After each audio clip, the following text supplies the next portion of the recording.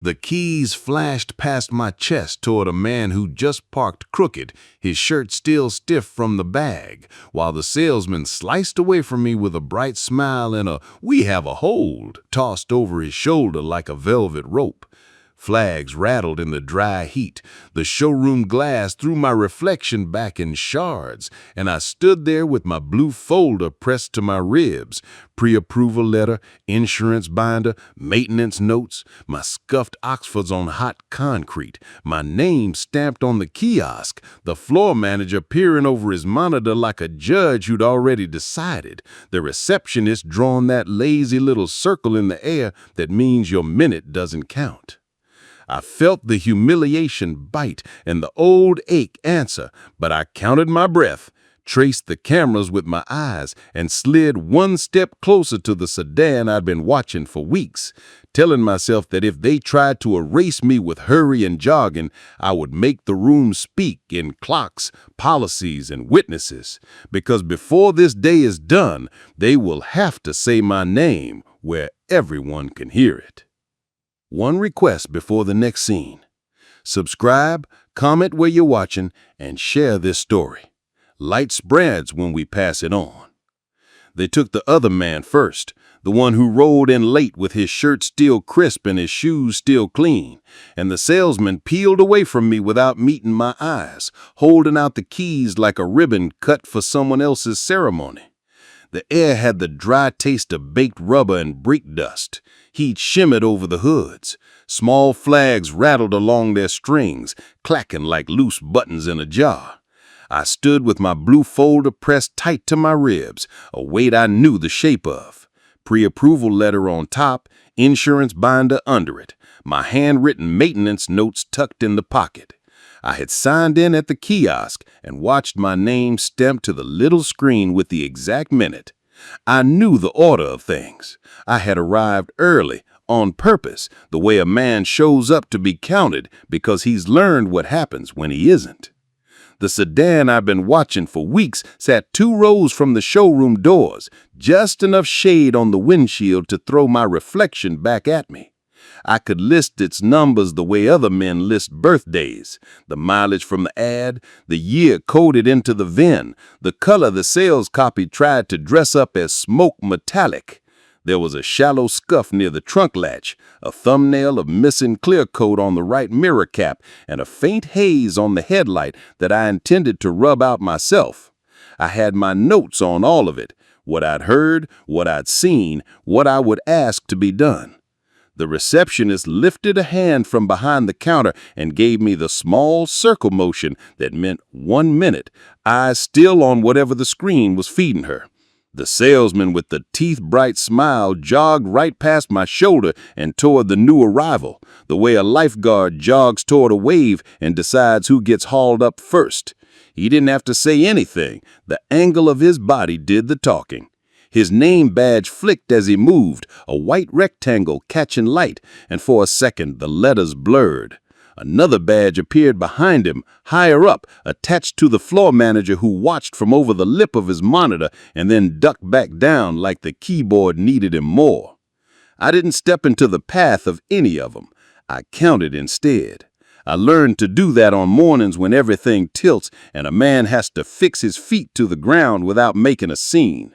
The big red digits of the wall clock over the parts counter ticked in strict seconds. I whispered them in my mouth, dry as they were. A compressor sighed somewhere behind the service bay. A radio in the detail stall coughed out a sportscaster's excited stutter and then went fuzzy. The other customer cut his engine, swung his door wide, and left it hanging there like a flag planted early. He was guided, hand on elbow, along the row of vehicles to the very sedan I had been patient with. He laughed at something.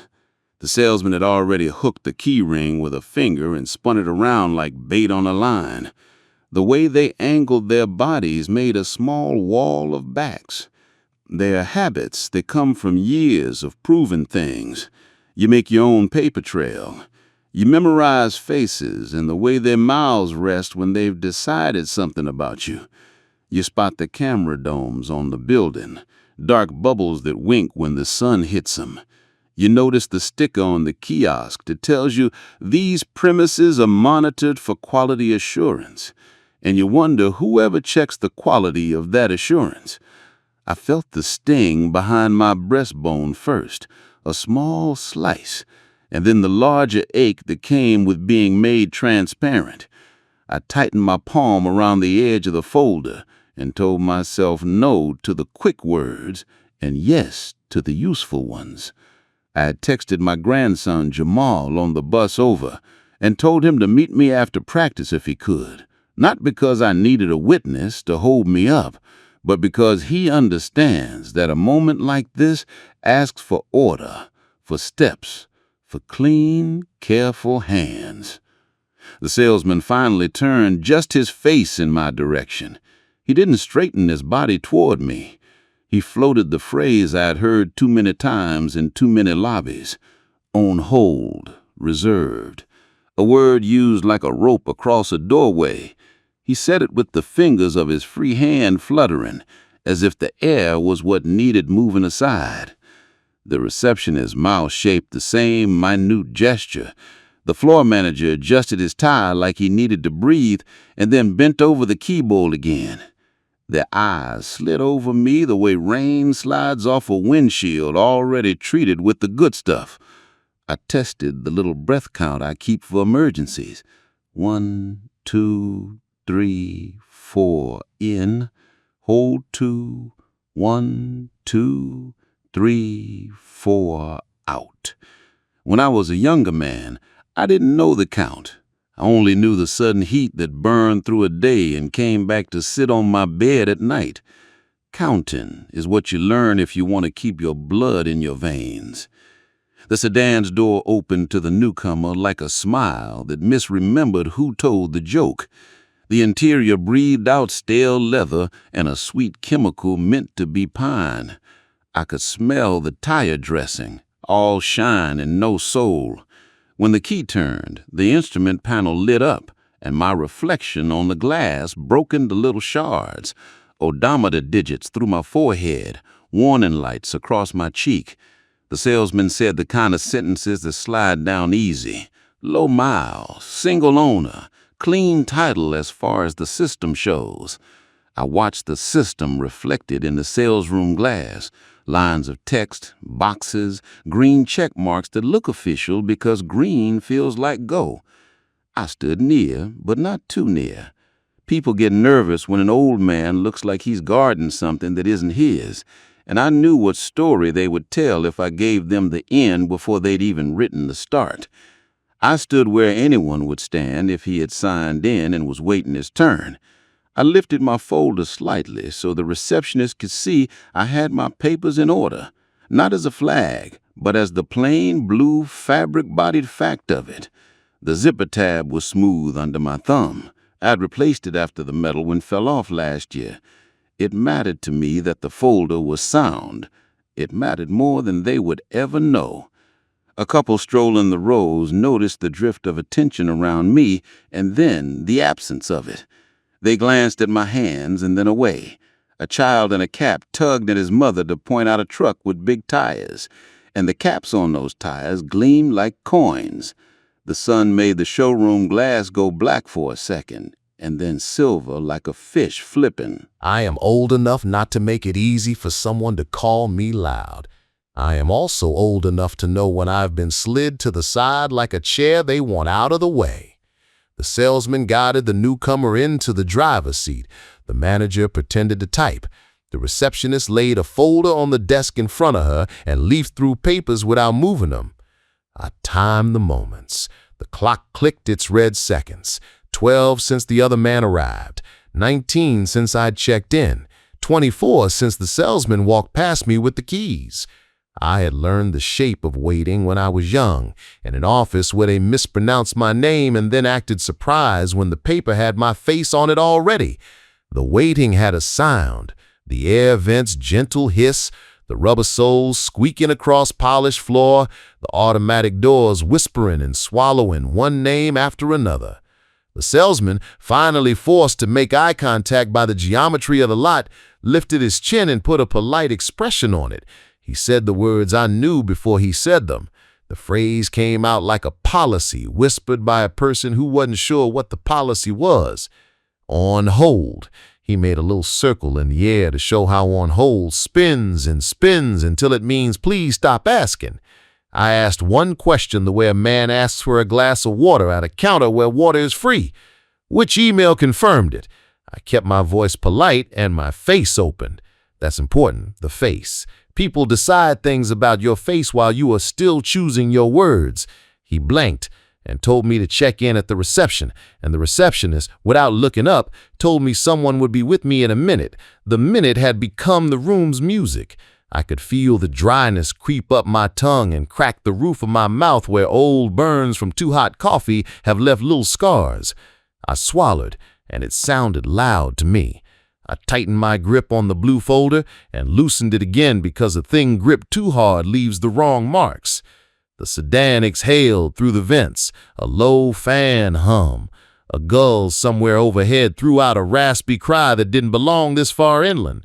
A forklift beeped in the service yard behind the fence. The newcomer ran a hand across the steering wheel like he was smoothing a shirt that wasn't his. The salesman laughed again. Another bright noise tossed into the heat. I pictured the ad in my head the way you picture the face of someone you know when you're afraid you'll be told your memory is wrong. I'd saved the listing more than once. I'd compared it with other listings, the way a person compares the notes in a hymn to make sure he can still sing the line without the book.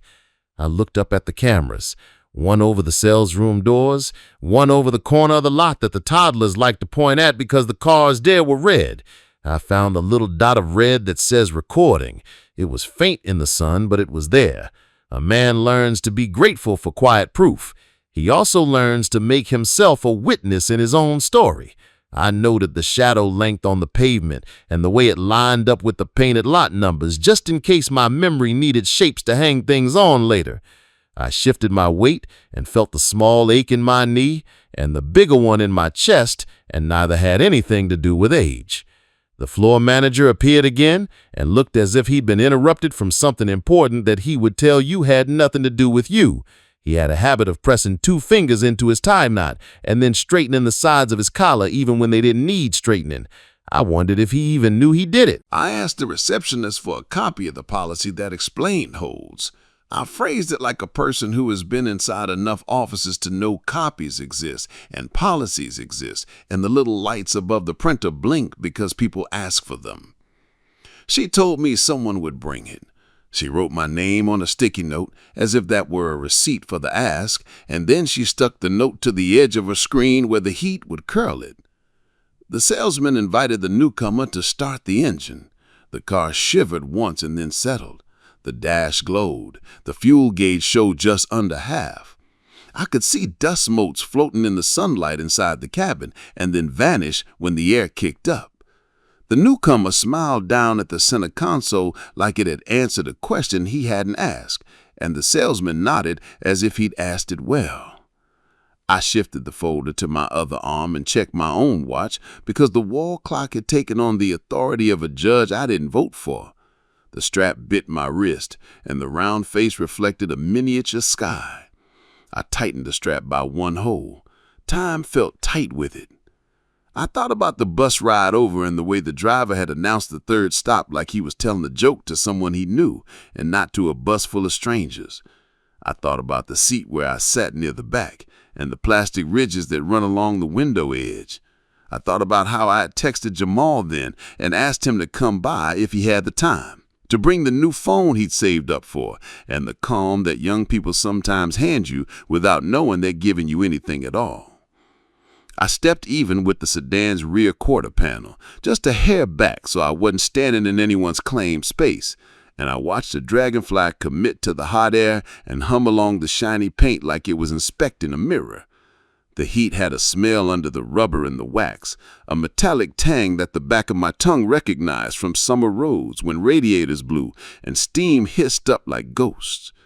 The salesman's cheer got louder. The newcomer's laugh took up more space. The manager's keyboard clicks sharpened.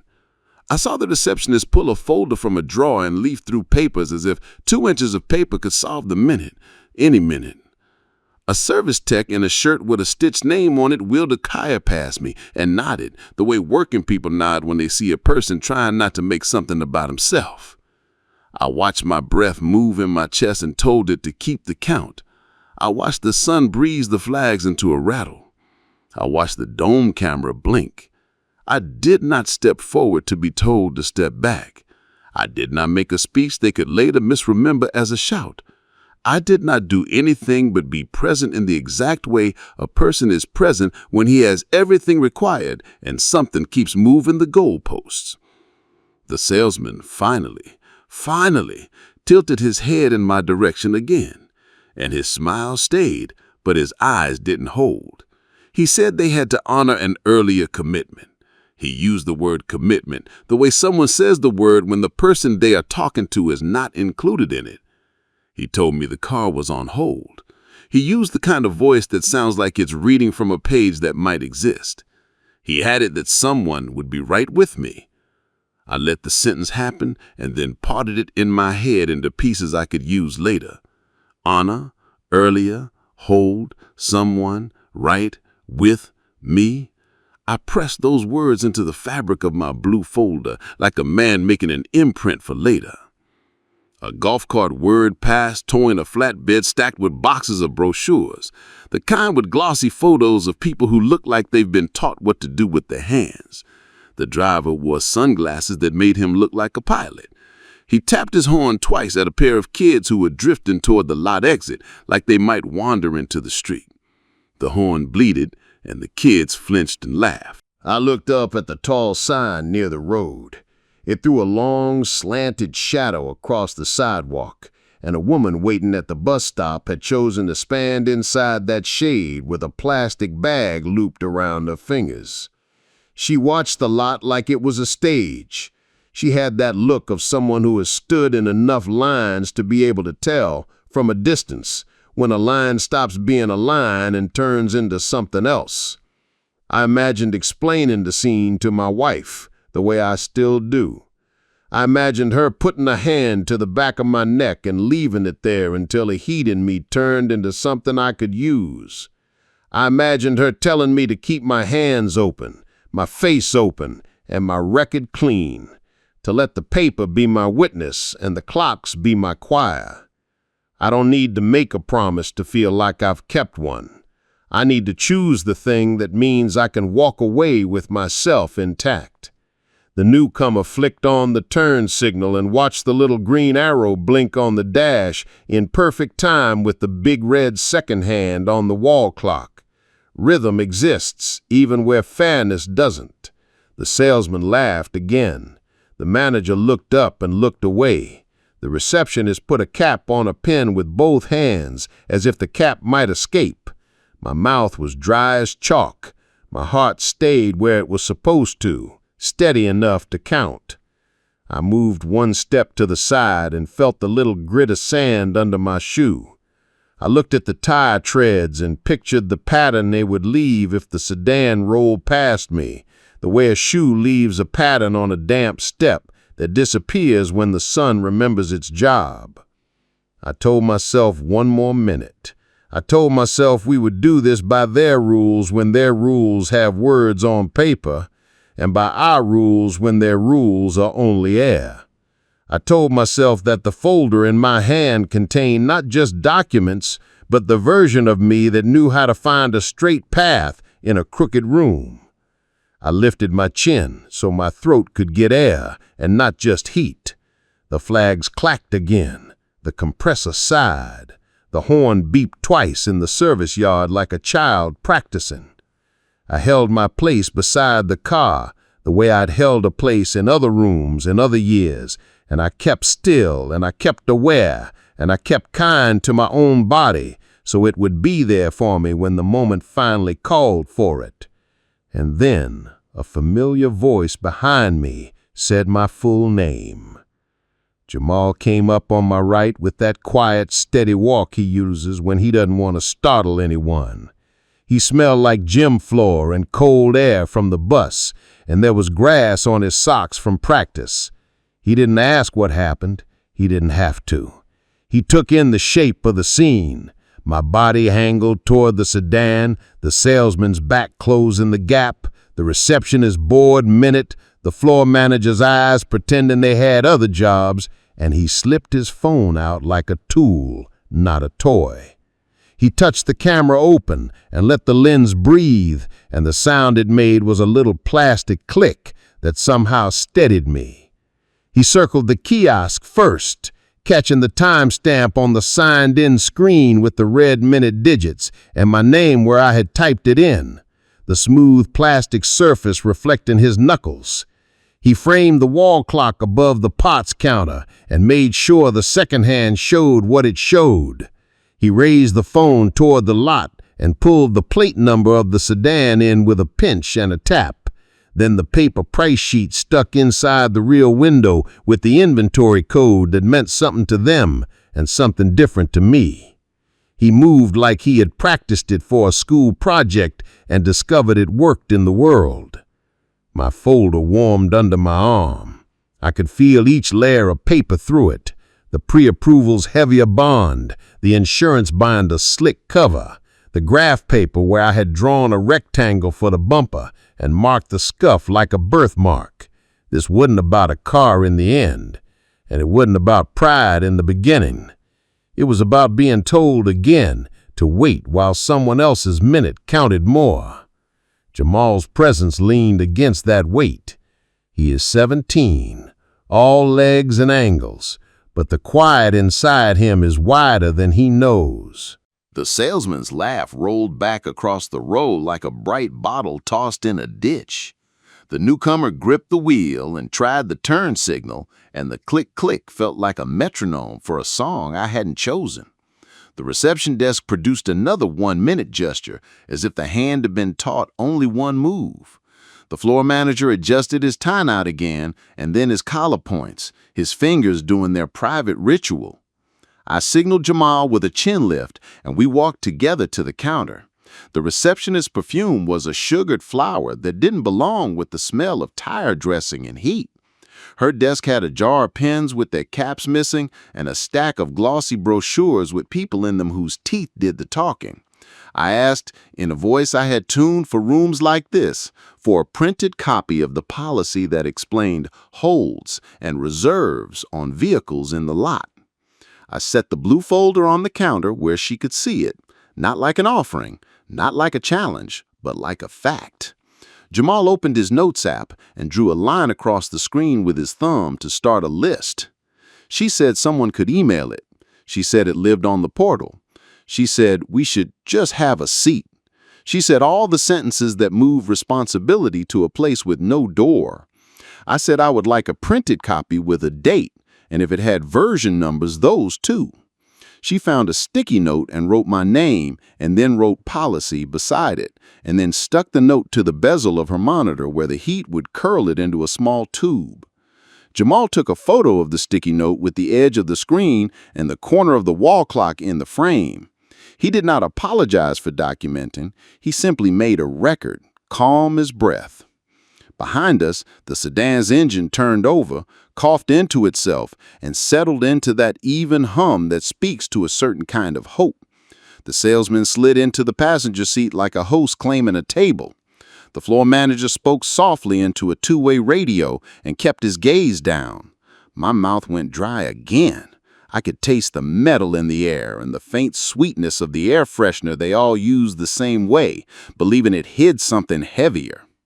A young man in a shirt with a thin tie and a plastic name badge approached, eyes clear in a way that told me he hadn't collected too many bad habits. He asked if he could help with anything, and I told him what I'd requested and when I'd signed in and what had happened since in terms that belonged to the room: time, sequence, names, position. He looked toward the receptionist's sticky note and then back at us and said he would check the back office for the policy binder. He said there was a binder. He said it like a person saying there ought to be one if a building like this means what it says. He went through a door that sighed like a tired person. Jamal moved to the kiosk again and touched the screen to wake it, not to interfere, but to make sure the faint glow showed my timestamp. He captured the tiny triangle in the corner that meant the device was connected to the network. He slid his phone into video mode for a quiet few seconds while the newcomer's car sat idling, the second hand on the wall clock sweeping its red arc. He stopped and saved and labeled it with a number and the word wait. He put the phone down on the counter with the camera facing up and the lens cap flush so it didn't rock, and then he breathed with me.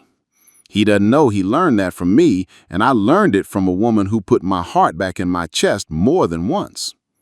I asked the receptionist if she could also start a written service record for today's events, not a complaint, just a kind of internal note that had a number on it and a place to list attachments. She blinked like she hadn't heard the phrase used that way. Then she turned to her keyboard and tapped something, and a box opened on her screen with fields that wanted names and times. She asked for my ID in a voice that curled down at the end of the question, and I set it on the counter where the camera could see the edge of it without capturing anything that would make me foolish later. She typed the letters of my name with careful fingers, then asked how to spell it again, then nodded at the screen as if the screen had answered her. The salesman reached across the newcomer to adjust the mirror, and his cufflink flashed in the sunlight in a way that made me understand the point of cufflinks for the first time. They're not for the wearer, they're for the person who needs reminding who's in the middle of things. The car's radio murmured something about a weekend sale somewhere else. A gust of hot air pushed through the showroom doors as someone left, and it brought in the smell of tar from the street where the city had patched a seam. A couple who had been drifting along the row of SUVs watched us at the desk and then looked at the sedan and then back at us. The woman had a tote bag with a grocery store logo and a small tear near the seam. The man had the kind of hat men wear when the sun still matters. They didn't say anything, but their faces did a little tightening around the mouth corners that told me they had noticed the order of things and the disorder laid on top of it. Jamal, without turning his head, tapped a note on his screen that said, "Couple saw sequence. Ask names later if needed." He did not stalk anyone. He did not ask for help. He made a shape of a possibility and placed it in a pocket where he could rest. The young man with the thin tie returned with a slim binder that smelled faintly of toner and old coffee. He said the policy might also be on the portal, but this was the last printed version he could find. He set it on the counter, and the receptionist reached for it like it was a hot plate. She opened it to a section with tabs, and the word hold ran along a line like a thread through cloth. She glanced up at the floor manager, who was now pretending to examine a report as if a report could save a person from answering a simpler question. She told us that a manager would need to review the policy before making a copy. Jamal's thumb tapped a soft, steady rhythm against the edge of his phone. I kept my breathing to the 4 count, because that count belongs to me and no one else. The whine of the sedan's power steering turned when the newcomer cranked the wheel, a sound like a small plane banking. The front tires eased off the chalked number in their slot, and the car rolled forward 1 foot, then 2, like a dog testing a fence. The salesman rested his forearm along the top of the passenger window and leaned out to call something to the receptionist. He didn't raise his voice. He didn't have to. He raised the idea that the gate would need opening. The receptionist lifted her chin as if to say she heard. I asked, still looking at the binder and not at the car, that my request for the policy be noted as a formal attachment to the new record the receptionist had just opened. I added that any action taken on the vehicle while we waited should also be noted by time, since time was the only honest thing in the room that day. The receptionist's face softened for a second, the way a face does when the person behind it glimpses the top of a hill they didn't know they were climbing. She typed a handful of words with more care. The thin-tied young man offered to make a copy of the binder page himself if the manager approved. The manager lifted his hand without looking, a gesture that meant everything and nothing. The air conditioner sighed awake and sent a cool wash over my scalp. It smelled faintly of dust. A child near the free coffee station discovered the stir sticks and began lining them up on the counter like railroad ties. Someone in service hit a lug nut with an impact gun that whapped in a way that vibrated in my ribs. Jamal touched my elbow with the back of his hand, a small contact that said, "I am here." He slid his phone over the counter and next to the binder, set it so that the camera saw what we were seeing without pointing at anyone's face. He opened the gallery and scrolled once, making sure the kiosk timestamp, the clock, the plate, the desk, and the binder had made it into the story. He added the ad to the lineup. The screenshot he had saved at home with the little corner of our living room lamp accidentally in the frame. I felt that lamp's good warm light just seeing the edge of it and remembered why home is the word a person holds when other rooms try to make him small. A salesman I hadn't noticed before brushed by and asked whether we were just browsing or serious buyers, and then smiled like he had told it as a joke. He carried a clipboard as if it were a shield. He didn't wait for an answer. The receptionist told us again that it would be just a minute. The thin-tied young man asked the manager again with his eyes if he could make the copies. The manager said they had to follow procedure, and the words landed between us like a small stone that will matter later. The newcomer blipped the horn lightly with the heel of his hand, an impatient little chirp that cut a thin line right through the short distance between the car and the gate. The salesman laughed again, a little too loud now, like he needed to throw more light than the sun already provided. The gate arm stayed horizontal. The floor manager finally stood and smoothed his jacket and came toward us with a face already arranged for diplomacy. He asked if everything was okay. It was the kind of question that isn't looking for an answer. I told him I had signed in at the kiosk at the time the kiosk said, and that we were waiting on a printed copy of the policy governing holds, and that we would appreciate a note on the record regarding what had happened while we waited. He said the word misunderstanding in a way that made it sound like misunderstanding belonged to me. He said he would check something in the system. He pivoted toward his monitor and bent his body into a question mark over the keyboard. Jamal's face didn't change. That's one of his gifts. He let the quiet do the work. He labeled a folder on his phone and put today's date and the store name in it, and then, because he has learned from me in ways he doesn't name, he added the street address so that if the folder had to be shown to someone whose job is to look at folders, the folder would land in the right place. He leaned enough to photograph the binder's tab headings, just the headings, just enough. The receptionist tore a sheet from a pad and slid it across to me with a pen that had lost its cap. She said they could take a written request and attach it to the record. The pen left a heavy line. I wrote 3 lines that said what happened and what I asked for and what I expected. And I wrote the time twice, once at the top and once at the bottom, because time in a place like this sometimes needs repeating so it holds still. In the lot, the sedan's headlamps flicked on, even though the day was bright, the automatic sensor testing itself. The fan behind the grill came on for a second, like a breath, and then stopped. The salesman waved a hand toward the gate and looked toward the showroom, like a man on a boat hailing a dock. The thin-tied young man reappeared at my left with a slim smile that was more apology than smile, and said the manager had to approve any copies, but that he had located the function in the system that would let us view the policy on a screen if we preferred. He pointed to a small conference room with glass on 2 sides and a table that had ring marks from coffee cups. The floor manager returned to us with a face already set to neutral and said we could step into the glass room and sort things out while they made some calls. He said it as if the room itself would fix the thing.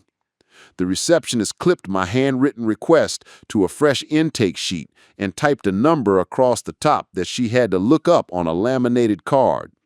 Jamal lifted the phone to his chest and took one more frame of the wall clock and the desk and my blue folder sitting square and steady in front of me. Between the showroom doors and the lot, a heat wave trembled, and the shimmer made the sedan ripple in place like water. My mouth was still dry, but the count in my chest stayed clean. I felt the old ache in my knee and told it that we were going to use the knee to walk to the table where paper could become a kind of spine. I felt the heavier ache behind my breastbone and told it that we were not moving from the place that belonged to us just because someone else's hurry wanted to borrow it. The couple with the toad and the hat had made their way closer without looking like they had, drifting along the row until they stood near enough that the woman could see the date on the binder's tab. She looked at me and then at Jamal and then away with a small nod that told me she had kept some minutes of her own in other rooms. Jamal wrote another line in his notes and let the phone screen go dark. The floor manager gestured toward the glass room again. The thin-tied young man held the door and the smell of old coffee and carpet cleaner spilled out. The table had a little plant in a white pot that tried and failed to make the room feel softer. The blinds along the interior side were half open, and I could see the faint scratches where someone had run a pen along the aluminum slats out of boredom or anger. The air conditioner vent above the table had a crack in one corner that had been painted over instead of repaired. I gathered my folder and felt the zipper tab cool and smooth under my thumb, a small square of metal that did what it was supposed to. Jamal walked at my shoulder like he does when we cross a street and he thinks a car might nudge the line. The salesman, out in the lot, tapped the roof of the sedan with 2 fingers like a coach taps a player's helmet. The engine deepened its idle and the nose of the car pointed at the gate like a deer pointing to the path it already chose. The floor felt a shade cooler inside the glass room, and I could hear the softer, muffled version of the lot noises like someone had put a lid on a pot but left it tilted so the steam could escape. The thin-tied young man moved to the small screen on the wall and woke it with a button, and the cursor jumped like a skittish fish and then calmed. The floor manager stood half in and half out of the door, one hand on the frame as if he needed to prove he was ready to go anywhere else if necessary. The receptionist printer chuffed a single sheet and then went silent as if embarrassed. I stood with my hands on the back of the chair in front of me and did not sit yet. Jamal placed his phone on the table with the camera turned toward the screen and the binder the thin-tied kid was carrying. The kid's tie had a crease like it had been folded in a drawer, and his name badge, clipped a little crooked, showed a first name that children still have before offices give them new ones. The floor manager stood in the doorway, one hand on the frame. His cuff tugged when he leaned and the fabric whispered. Behind his shoulder, the flag snapped once and then settled as if the building had taken a breath. The sedan idled just outside the glass, a pale shape through the reflections. Its right blinker ticked, a soft metronome. The gate arm stayed horizontal, a white bar pretending to be neutral. The woman said they wanted to make sure everything was clear, and she pulled a small keyboard on its little tray toward her. The screen woke with a blue flicker, and then showed a portal that had menus with words like policy, procedure, and client care arranged in a calm font. The thin-tied kid placed a slim binder beside the keyboard, the way a person puts down a family Bible in a room full of strangers. The binder smelled like toner and old coffee. He opened it to a tab labeled Holds, and the paper rasped under his fingers. I asked, with the voice I reserve for rooms like this, for a printed page of the section that governed reserve and hold in the pre-owned lot, with a date and whatever version number they kept. I asked that it be attached to the intake record the receptionist had started with my ID and the timestamps from the kiosk and the wall clock. I did not raise my voice. I did not lower it either. I placed it in the room the way you slide a plate into an oven that's already set to the right heat. The woman nodded once and then looked toward the manager as if the nod needed permission. The manager said they were happy to share policy, and his hand made a little circle that meant the word happy was the room's air and not a feeling. He added that there might be an existing hold from an earlier conversation, and the word earlier tried to settle on the table like dust. I asked which element of the policy defined earlier, an email, A signed form? A deposit? The thin-tied kid's finger found a line in the binder that began with the word requires. He hesitated, not because he didn't want to read it, but because he understood what it would become once it landed in the open. The woman read it for him. A hold requires a deposit posted and a confirmation email with the unit number, the date, and the time, and the document number if present.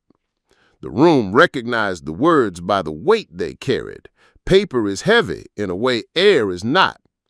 Jamal's phone made its soft plastic click as he took the frame that showed the binder tab, the heading on the portal, the keyboard, and the corner of the wall clock through the glass where the red hand kept honest time. He scrolled to the screenshot of the ad he had saved at home and lined it up with the inventory code on the price sheet in the window. He didn't say anything. His presence closed a seam in me that had started to split open in the lot.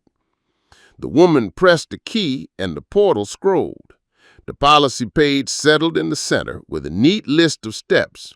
Record, deposit, confirm, annotate, lock.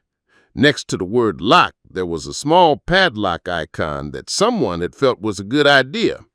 She selected the text and clicked print. Somewhere behind the reception desk, a printer warmed up with a chuff and a hum and then went quiet.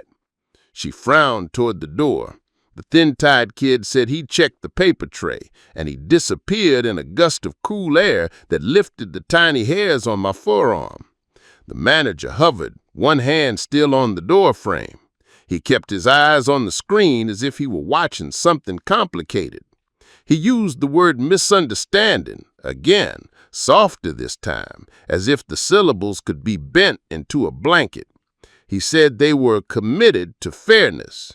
He rolled fairness around like a marble in his mouth, bright but hard, smooth but small. Jamal made a note that only he would read later. Language used, timing, who said it. He handed me a pen from his backpack, the good blue one that writes through carbon copy. I like that pen because the line it leaves is the same on page 1 and page 2, and some days that's the only kind of line that matters. The thin-tied kid returned with 2 sheets warm from the printer and slid them onto the table with the binder beside them.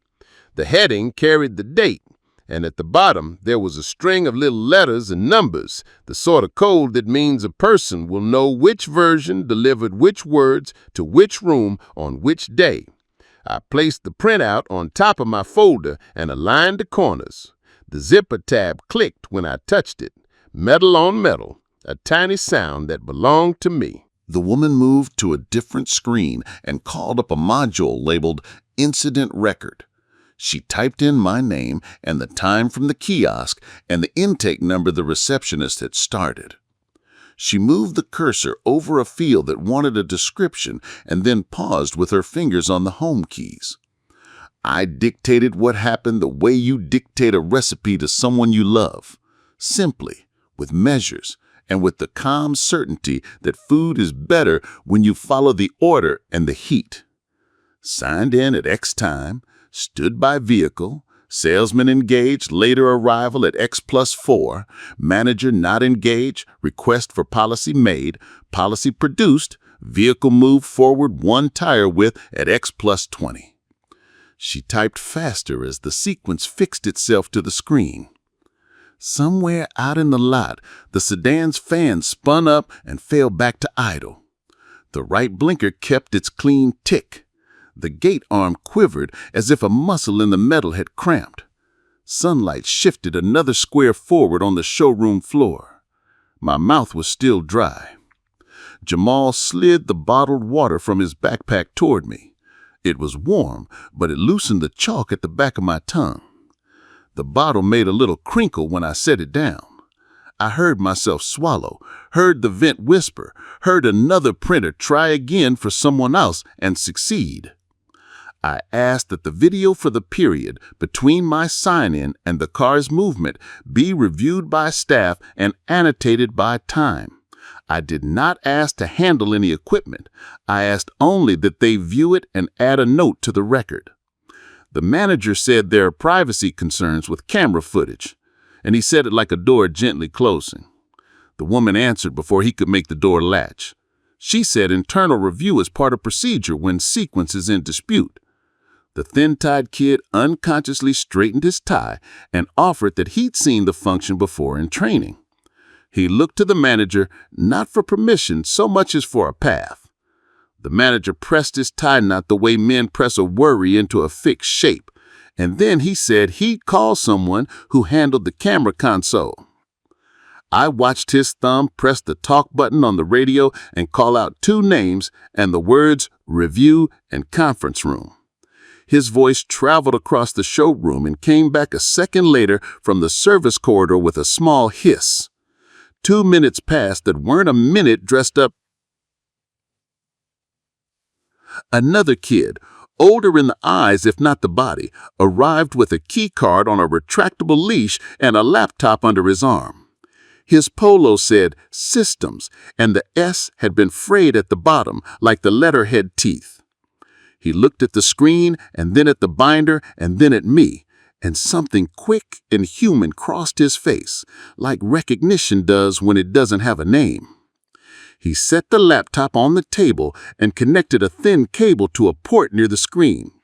The image jumped, blew, and then settled into a grid of small squares, each a different piece of the lot. Sales door, pre-owned row, gate, service bay, the corner where the balloons get tied on weekends and left to die slowly when no one buys anything. He typed a string of characters into a field and hit return. The software breathed awake with a bar at the bottom that showed the hours of the day like a stretch of road. He slid the little marker to the place where the hour matched the kiosk time on my intake and the red seconds on the wall clock outside our glass. He asked for the exact minute of my sign-in, and Jamal read it from his photo.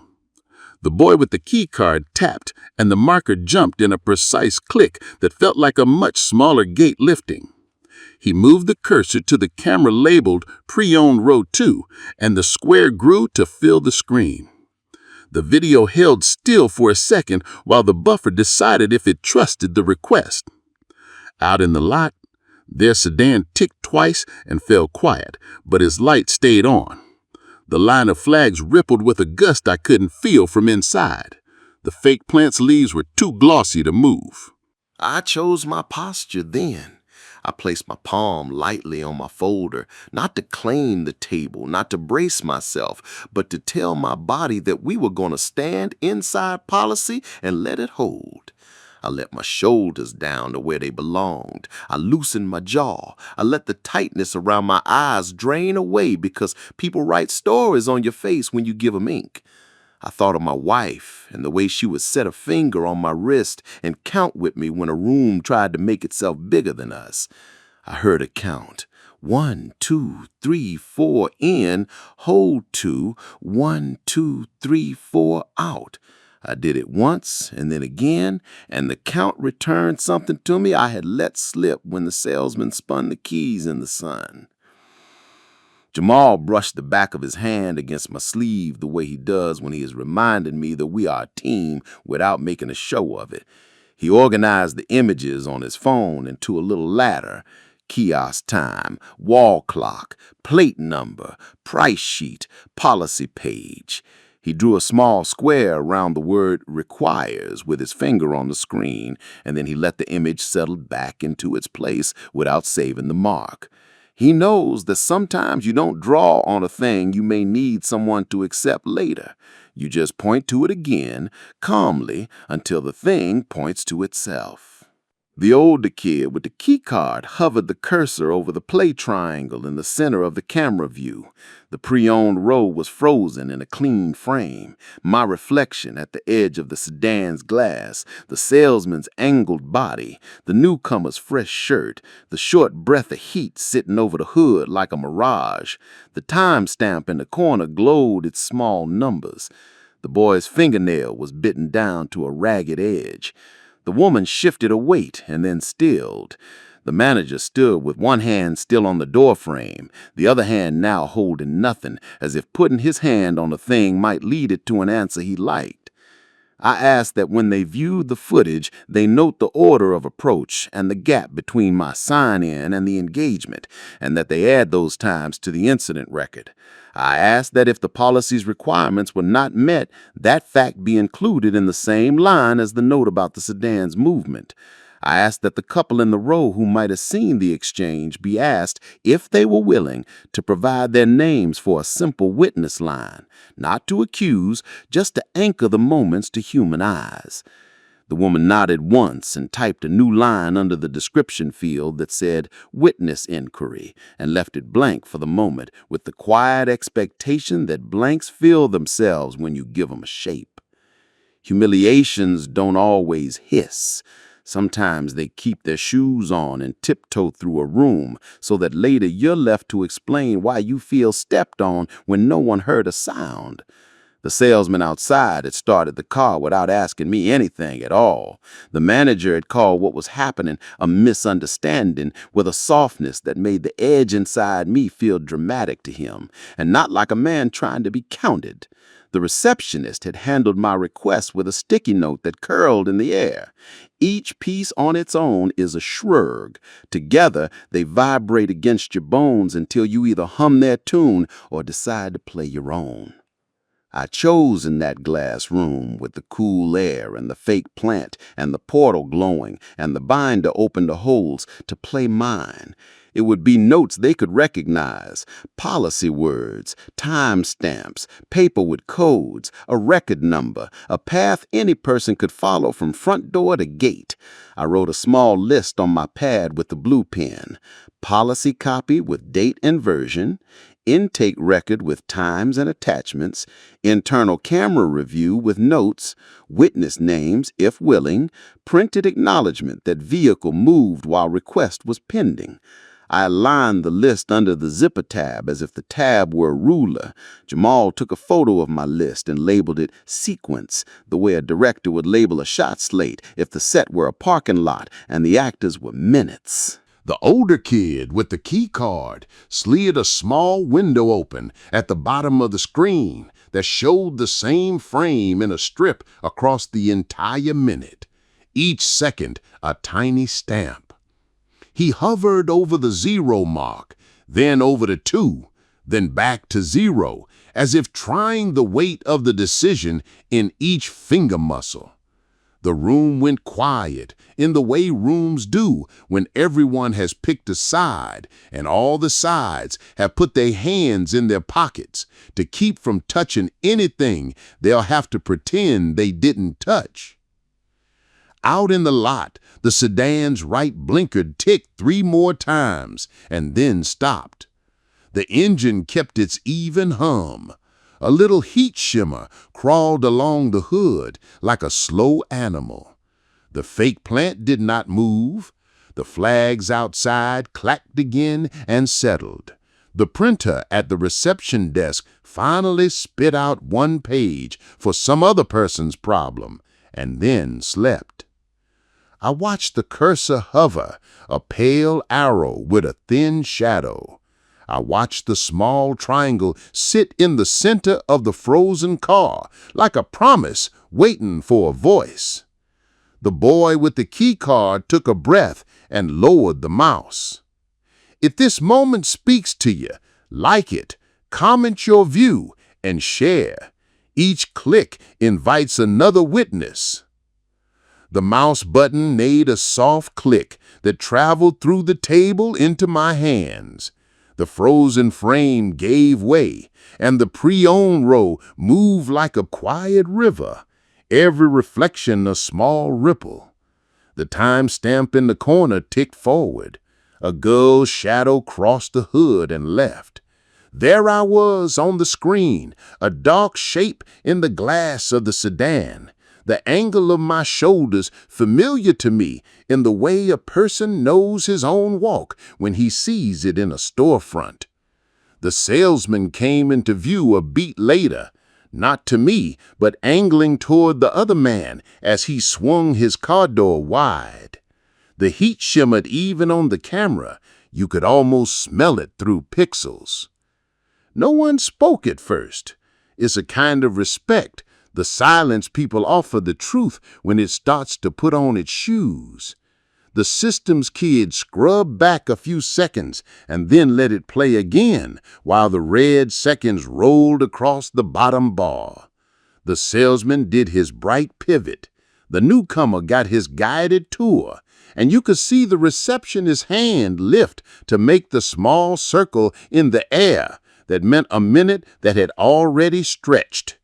The woman from customer care leaned in, her eyes flicking between the timestamp and the bodies in the frame to line up the beats. Jamal's thumb hovered over his phone, not recording the screen, but ready to capture the notes as fast as they came. The floor manager took his hand off the doorframe and gripped the top of the chair nearest him, the tendon in his wrist standing out like a wire. The fake plant watched us with glossy leaves that had never lost a drop of water. When the newcomer reached the sedan and the salesman unlocked it, the systems kid paused the video and tapped a button that dropped a vertical tick mark at the bottom with the precise second. He labeled it with a short code I couldn't read from where I stood. He rolled back, found the second where my name flickered on the kiosk reflection, and my body settled into its weight beside the car. He marked that too. The spread between the marks was there for anyone to see.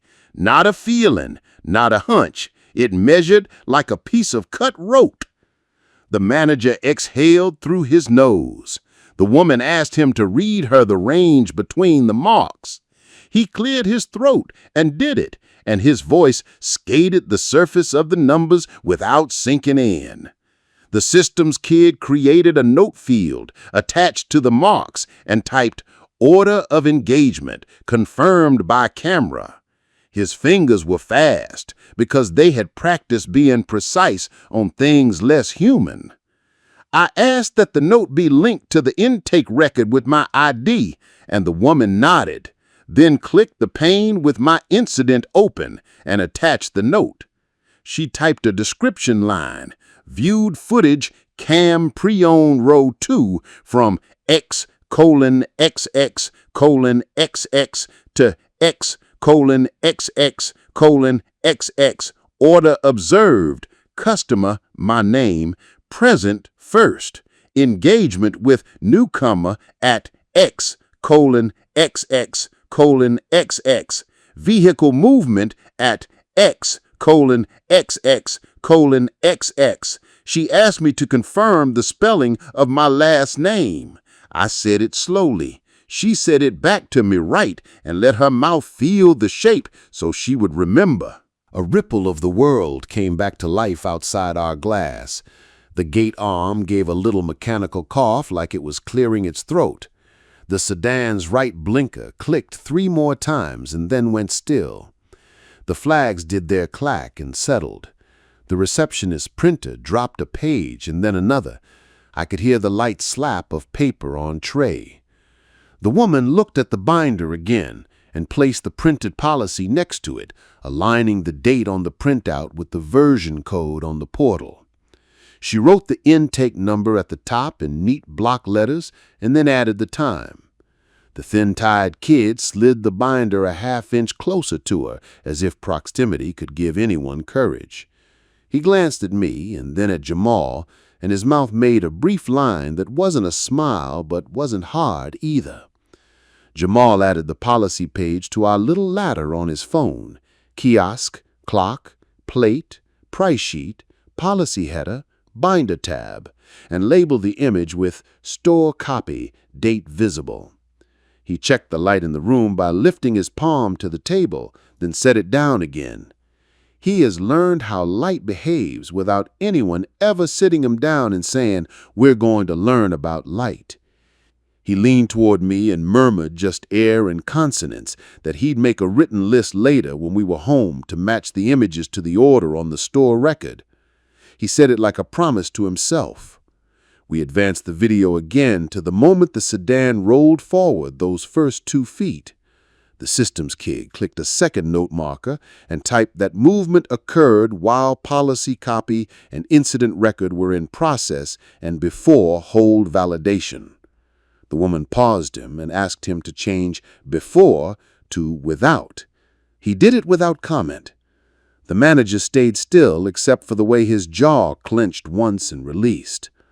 I asked that the words "movement occurred without validated hold" be mirrored in the incident record summary. The woman typed them in. She did not add adjectives to soften anything. She put down what happened and left it alone. That's all I have asked of a person who touches a record. Don't decorate it. I turned my head toward the showroom and saw the couple with the tote and the hat at the edge of the glass. Not close, but close enough that the woman could read lips if she knew how. Our eyes met for a second, and she raised her tote a little, like people do when they mean, "I'm not trying to be in your business." I asked the woman in the polo gently if staff could ask the pair if they were willing to provide their names as witnesses to the order on the lot. If not, that was fine. I wanted the choice to belong to them. The thin-tied kid volunteered to speak to them. He knew how to approach people with his hands in sight and a tone that belongs to a library and not to a megaphone. He went out and returned a minute later with the couple trailing him, the woman smoothing the torn bit of a tote, the man taking off his hat in that reflex of respect that hangs around good men long after the world pretends not to know what it is. The systems kids stepped back so their faces wouldn't get pulled toward the camera by accident. The customer care woman explained the purpose in a few simple lines and asked only for names and a sentence about what they saw if they were comfortable. Both nodded, and the woman spoke, her voice dry but steady. She said she had watched me wait by the sedan and had watched the other man approach and be helped first. The man added that he had noticed me sign the kiosk because he'd been thinking of asking how it worked. Their words went into the record exactly that way, short, plain. The woman typed. Jamal wrote the initials of their names on his phone with a little mark to say they were witnesses, not participants, and that we owed them a thanks when we stepped back outside. The floor manager cleared his throat and asked the systems kid if the software permitted extracting a clip for internal training review. The kid said it did, with a flag that noted training use, and he could attach it to this incident number so that only staff with the right level would see it. The manager said quietly to do that. He said it like a man who has been given his own order by the room. I asked if the clip extraction could be noted with the same times in the incident record. The woman nodded and dictated to the systems kid. Internal training clip generated XXXX to XXXX. Attached to incident record, restricted access. He typed it and hit enter. The line settled into the file with satisfying weight. The sedan idled on, unseen except for the tremble of its reflection in our glass. The systems kid backed the video up to the start and then closed the console with a series of careful clicks. The grid of cameras shrank to a neat collage and the screen returned to the portal. He disconnected the cable with a small snap and coiled it around his hand the way you coil a cord you respect. The woman asked the receptionist over the radio to print one more copy of the policy page and the incident cover sheet so we could have a receipt of what had been created today. The radio hissed and answered, and the printer answered the answer with a little drum roll of paper you can feel in your molars. The thin-tied kid went to fetch the pages while the manager stepped fully into the glass room for the first time, no longer holding the door frame. He placed his hands flat on the table and looked at the policy page. He read the line with the word requires and then read it again, and you could see him putting it into a sentence he would have to say somewhere else in the building. Jamal sipped his own water and recapped it with a twist that clicked.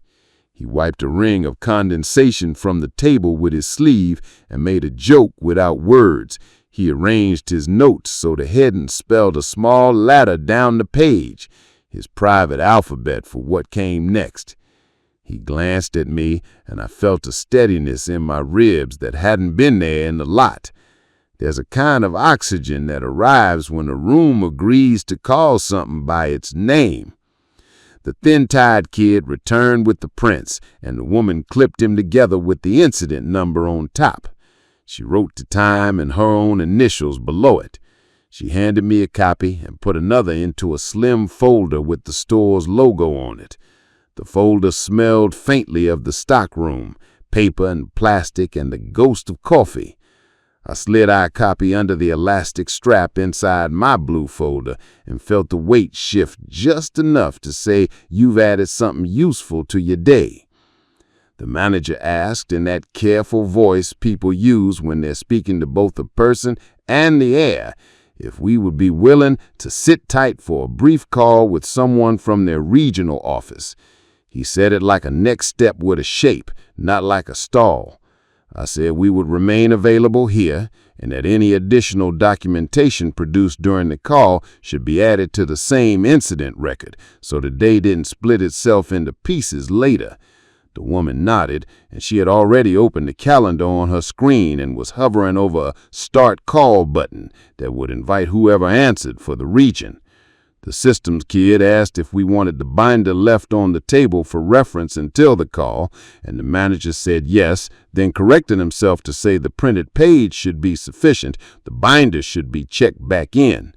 The kid tucked the binder under his arm with both hands, careful as you carry a sleeping cat, and left quietly. Through the glass, I could see the salesman out in the lot leaning on the sedan's roof with 2 fingers, his body posture louder than his voice had ever been. He looked toward the showroom, then toward the gate, then down to his shoes, and I couldn't read his face through the glare. The gate arm had not lifted. Its white paint held a bright line where the sun hit it. The couple with the toad and the hat drifted back toward the SUVs, light on their feet. The woman's tote now held a little closer to her side, as if she'd moved something delicate inside it. Jamal asked the woman politely if he could copy the incident number onto our paper in our own hand, and she said, of course. He wrote the digits in the corner, neat with the good pen, and then he added the time below it because time holds a story the way a spine holds pages. He put the pen back in his backpack with a small click. He has a respect for tools I admire. The woman clicked Start Call, and a small window popped up with a spinning circle that looked like a loading icon and like a throat clearing itself. She muted our microphone until someone on the other end picked up. The manager smoothed the paper on the table. The thin-tied kid returned to stand behind the woman's chair, not to oversee, but in case his hands were needed. The systems kid hovered near the door with his cable coiled and his laptop hugged to his chest, ready to plug the truth back in if anyone asked it to repeat itself. In the soft hush between rings, the room felt measured, not tense. The subplots I had been holding like uneven grocery bags had been redistributed into drawers with labels. Policy copy secured. Incident record established. Camera review conducted and noted. Witness names collected. Movement without validated hold documented. I could list them without heat, the way you list what you have in your pantry before you cook. We hadn't eaten yet, but we knew which ingredients were ours. The receptionist tapped on the glass and slid in to place a small tray of water cups and 2 paper napkins on the table. She didn't meet my eyes, but she put the tray where I could reach it easily, then tucked a stray hair behind her ear and left. I took a cup and set the napkin under it, even though some people would throw it away unused. The small habits of care matter to me. I took a drink. The water had that tinny taste of a building's pipes, but it was cold from somewhere.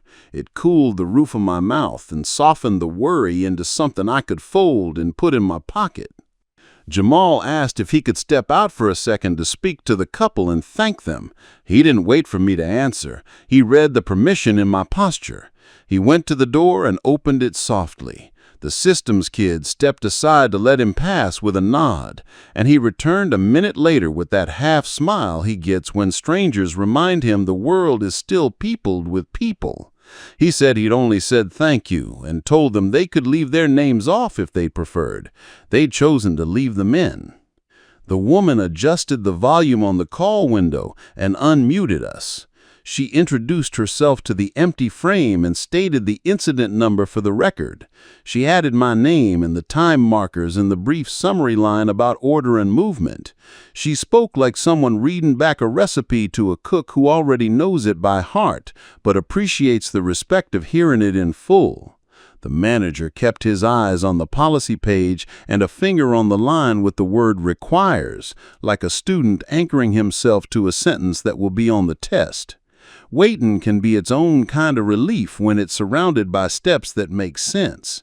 The hum of the vent pressed a small coolness into the skin at my neck. The fake plant threw a perfect oval shadow on the table like a diagram. The printer stayed quiet. The sedan idled its private hum outside, and the gate watched it like a calm lifeguard watches a swimmer who hasn't yet crossed the rope. I laid my palm on my blue folder, not gripping it, just connecting. The zipper tab touched my thumb, the metal cold again from the conditioned air. Jamal tapped his notes closed and lifted his shoulders back down from where they had been living since he walked in. He's too young to have a ridge of tension attach itself to his bones. I don't want him to carry what isn't his. He handed me a small square of gum from his pocket without looking at me. I didn't take it, but something in the offering eased a muscle along my jaw. The woman's screen flickered as the call tried to connect again.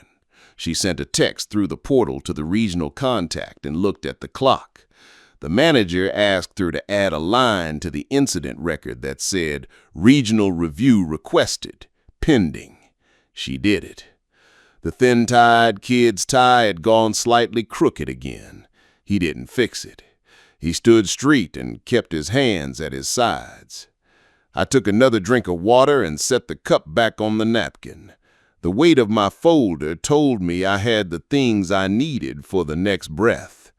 The room was not my enemy. It was a container that could be used well or poorly, and today it was holding the shape we had given it. I could feel the count in my chest without making the numbers. The air felt a degree kinder. I turned my head toward Jamal. He looked back at me with that expression he wears when he sees both the boy he is and the man he's practicing to be. I let a breath out through my nose and let it roll the corners of my mouth into something like approval. He hadn't asked for it, but it's his. We waited, ready, while the small circle on the screen turned and the room remembered how to be quiet in a good way. The circle on the screen stopped turning and a face blinked into the glass room, the kind of corporate square that looks the same in any city. Good lighting, a neutral wall, a headset that makes the human behind it sound closer than they are. The nameplate in the corner gave a first name and a title that meant they had keys that other people asked for. The woman in the polo unmuted us and introduced herself, the store, the incident number, and me by name. She read the time markers like coordinates. The floor manager stood straight now, both hands flat on the table, as if bracing for a change in weather. The voice from the screen asked for a summary in plain order. The woman gave it to him the way a nurse reads off vitals. Sign-in time, observed wait, engagement of later arrival, request for policy, vehicle movement, internal camera review, policy page produced, witness names collected. No extras, no sentiments. The voice asked if the policy version number and date were visible on our copy. The woman held the page close enough for the camera to drink the small code at the bottom. The voice said thank you and asked to see the incident record's header, then the lines with the timestamps, then the note about the internal training clip. The woman scrolled. The systems kid stepped back so the glare wouldn't wipe the words. The voice asked quietly whether the employees directly involved were present and able to join the room. The manager looked at the doorway as if an answer might walk through unprompted. He keyed his radio and called the salesman and the receptionist, then asked for the thin-tied kid to stay as witness to process. The salesman entered with his shoulders rounded in a shape of apology that had not yet found what it was apologizing for. The receptionist slipped in and stood by the wall with her hands folded at her waist. Jamal shifted his phone an inch and stilled it again. I felt the vent's cool whisper across my neck and did another silent 4 count, holding the breath where it belonged. The voice asked to confirm the requirements for a hold. The woman read the line from the policy page and then set the paper on the table again. Requires deposit and confirmation email with the unit number, date, and time. The voice asked the manager whether a deposit and confirmation existed for this unit. He pressed his lips together and said no. He said the word in one piece, not split. The salesman looked at his shoes. The systems kid looked at no one, the way a man looks at the floor when the truth is loud enough without eyes. The voice asked the salesman whether he engaged the later arrival before speaking to me. The salesman lifted his head and said yes. He said he believed, incorrectly, that there was a hold, and he had acted on the belief rather than the record. He said believed like a word that wants to be a blanket. The voice let the word sit, then asked the receptionist if my request for the policy had been made and recorded before the sedan moved forward. She nodded and said yes, and the yes landed like a small weight in a scale finally starting to point to center. The voice had the woman read back the exact lines of the incident record that linked the camera marks to the times. The woman did, then added the witness names in the order they had said them. The voice asked the manager to state, for the record, whether the order of engagement and the movement without a validated hold matched with the room now understood. The manager did not reach for misunderstanding this time. He said it matched.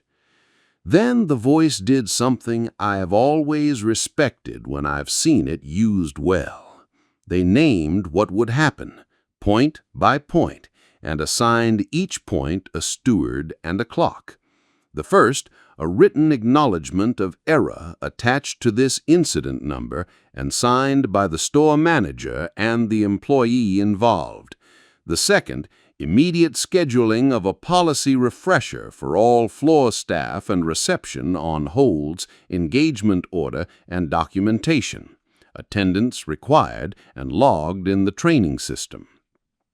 The third, posting of the hold requirements in plain view at the kiosk and at the reception counter so customers can see and employees can point. The fourth, a review of the store's internal scripts to remove phrases like on hold when the system shows no deposit or confirmation. The fifth, a direct apology to me by name with the incident number referenced. Each point was simple. Each had a place to land. The manager agreed to all 5. His voice was smaller, but it did not hide. The salesman nodded without words. The receptionist glanced at me and then at the table, and then at the incident number, as if numbers could be talismans. The voice asked the woman to open the acknowledgement template in the portal. She did, and the screen filled with a form that wanted only what mattered: incident number, date, names, summary line, corrective actions, signatures, and a box that said Customer Acknowledgement Optional. The voice dictated the summary line. Order of engagement not observed, vehicle movement occurred without validated hold, policy requirements reviewed and republished, Training and script adjustments scheduled. The woman typed. The systems kid arranged the training module list on his laptop like a man setting tools on a bench for a job he intends to do right the first time. The voice asked the manager to step into the camera's frame. He did, face set, tie knot finally left alone. He looked straight at the lens and spoke my name. He said he was sorry for the way I had been treated, for the failure to follow policy, for the attempt to explain away sequence with a word that did not belong to the facts. He said sorry simply, as if it were a word that didn't need decorations to count. The salesman stepped into the frame beside him and said my name again, then said he had chosen hurry over record and that he would attend the training not as punishment but as correction. The receptionist spoke last, eyes quick and clear, promising to keep printed policies by the desk and to put the versions with dates where hands could reach them without asking. The voice said thank you to each of them, and the thank you sounded like it was for work being done, not for a favor granted. The voice then turned to me and asked if I wanted the text of the acknowledgment read aloud before they printed it. I said yes. The woman read the lines back, and I listened for the little places where rooms tried to slip in words that nibbled at the edge of responsibility. None appeared. The voice asked the manager to sign electronically first. His signature drew itself across the pad like a tide. The salesman signed next, and his hand trembled enough that the last letter wobbled. The receptionist added her initials as the preparer. The voice asked me if I wanted to sign the optional acknowledgment section. I declined, politely, and said the store's signatures were what mattered here. The woman printed 2 copies. The printer's warm paper smell filled our little box. The voice asked the systems kid to schedule the training and to read out the earliest slot. He named a time later that week, and the voice asked him to add a sooner slot for a preliminary 15-minute stand-up today, at the end of shift, to fix language and post the policy. He nodded and typed. The manager said he would lead the stand-up himself, and I believed him because the room had put a spine under the promise. The voice asked the thin-tied kid to take a laminated copy of the hold requirements to the kiosk and to place one at reception, then report back that they were posted. He left, returned with 2 rectangles that flashed under the lights, and held them up for the camera like a student showing his completed assignment. The voice asked the woman to photograph both postings and attach the images to the incident record. She did, and the little thumbnails appeared in the file like stamps in a passport.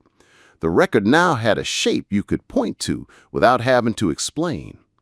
The voice paused, then asked if there was anything else I wanted written into the record while we all sat together. I rested my palm on the blue folder and felt the zipper tab cool against my thumb. I asked for one last line, that the store would discourage staff from using the phrase on hold without verifying the policy's requirements and would favor plain language with customers about what the system actually shows. She typed it. The manager said yes out loud, not just a nod. The salesman said yes too, quiet. The voice asked if we had any further questions. Jamal looked at me and shook his head half a degree, not to say no, but to ask if I felt complete. I did.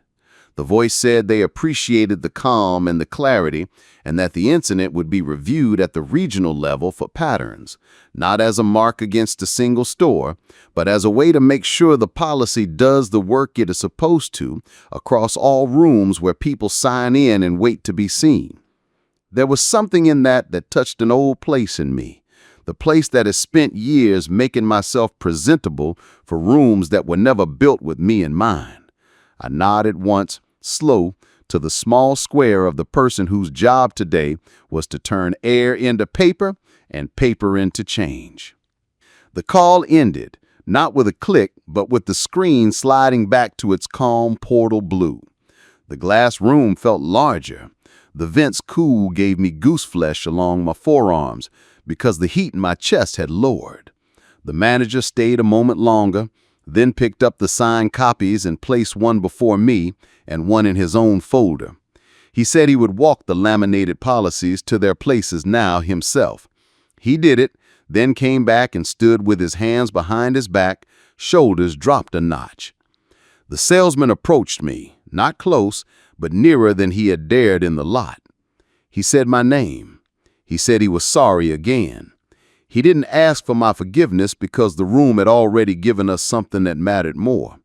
He looked at Jamal and said he hoped his own children would carry themselves with that kind of steadiness when they were older. Jamal nodded once, and the nod held, without either of them filling it with sugar.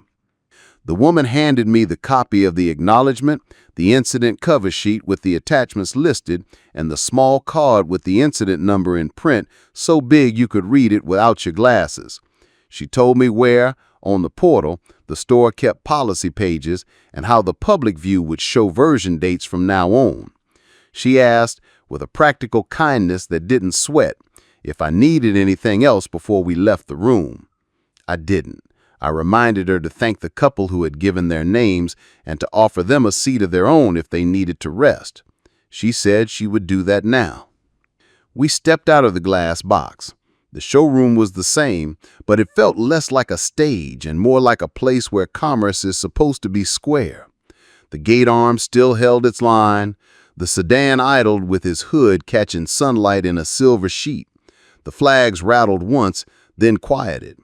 The receptionist had taped the laminated policy to the kiosk side and one to the front of her desk, and you could see the word requires from where I stood.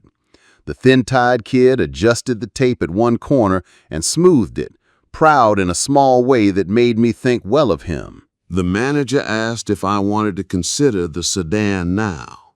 He kept his voice level, not sweet, not pressing.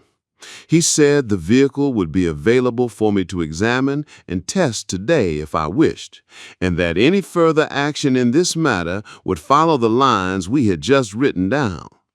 He said he would be the point person on the incident number, not to circle the wagons, but to make sure nothing got lost between departments. Behind him, the salesman put the key fob on the desk rather than holding it in his palm like a prize. I looked at the car. I had wanted it. I still knew its numbers the way a man knows the birthdays of people he has helped raise. But the heat of wanting had changed shape inside me. It wasn't gone. It was waiting in a new room where I was the one who opened the door. I could test it today. I could return tomorrow. I could choose a different car or a different store entirely. The point had shifted from whether I would drive away in that specific sedan to whether the time I had put into this day had been given a name that belonged to me. It had. Jamal touched my sleeve with the back of his hand, the way he does when it's time to cross a street that has finally given us a light. He looked at the sedan, then at me, and then down at the incident folder in my hand, reading the thickness with those eyes that see weight even when the scale is hidden. The couple with the tote bag and the hat were by the door, and the woman lifted her tote and gave a small wave that said, "We saw, but we will let you go now." The manager waited, without tapping, without straightening his tie, without pushing the room forward with the old phrases. He had learned something in the last hour. And even if he forgot some of it tomorrow, the record would remember for him. The laminated sheets would still be there catching fluorescent light. I put my palm on the blue folder and felt the cold of the zipper tab. I told the manager I appreciated the steps taken and the formality of the acknowledgement and the immediacy of the postings. I told him I would not be making a purchase decision today. I said I wanted to take a quiet day to read what we had and to come back if I chose, on a day when my choice wasn't carrying the weight of this correction. He didn't flinch. He said that was fine, that the sedan would be available to me until the end of the business day tomorrow, and that if I returned after that, he would honor the order of arrival and the policy posted. He said my name one more time like it belonged to a person and not a case. We walked to the doors, Jamal and I, and the air beyond them came in warm and honest. The street smelled like tar and fryer oil from the deli on the corner. A bus sighed to a stop and then exhaled its passengers. The sun threw our shadows long and even on the walkway, two figures the same height as anyone else's figure casts. Jamal slid his phone into his pocket and shouldered his backpack, and I slid the folder under my arm where it has lived through other days that tried to move me without asking.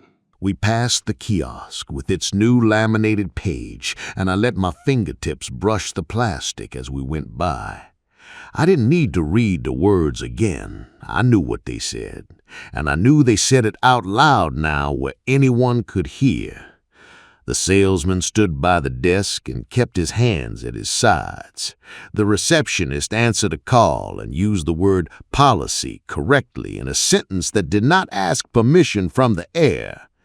The manager walked toward the service bay to gather his people for the stand-up he had promised.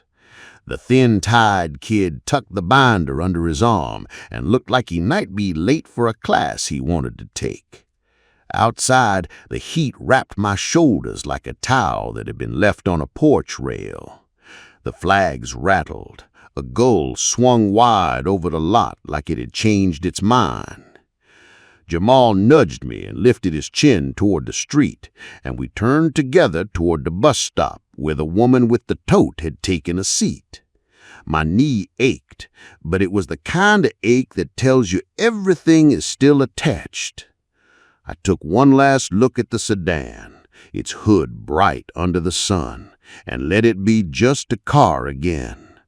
Then I breathed and felt the breath go all the way down, and I stepped forward into a day that would end with my name spelled right on paper and a small piece of the world adjusted to fit it. My time is not a favor, it is the proof I bring. When my name is written into the rules, I don't have to ask for room. I already own my place. If you stayed to the end, leave a like, subscribe, and tell me what you'd do, especially if it were your family. Until next time.